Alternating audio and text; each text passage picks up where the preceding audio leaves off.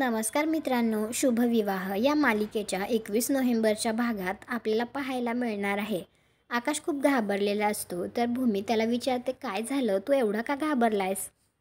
तर आकाश भूमीला सांगतो, आपल्या बंगल्याच्या बाहेर अपूर्वाने पुन्हा CCTV इन्स्टॉल करायला घेतलेलीच आहे.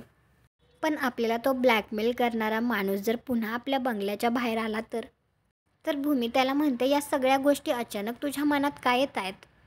तर आकाश म्हणतो, भूमी, आता मी मेघला भेटायला जात होतो आणि जेव्हा मी गाडीतून जात होतो तेव्हा तो माणूस कंटिन्युअस पाठलाग करत होता माझा. कशासाठी काय हे मला माहीत नाही, तो माणूस कोण आहे हे पण मला माहिती नाही.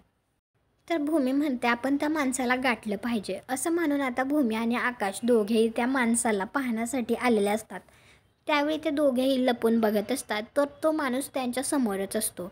त्यावेळी आता काही वेळानंतरच अपूर्वा तिथे येते आणि ती त्या माणसाला भेटते सुद्धा आणि ती त्याला म्हणत असते, गुड जॉब. आता हे सगळं भूमी आणि आकाश लांबून बघत असतात.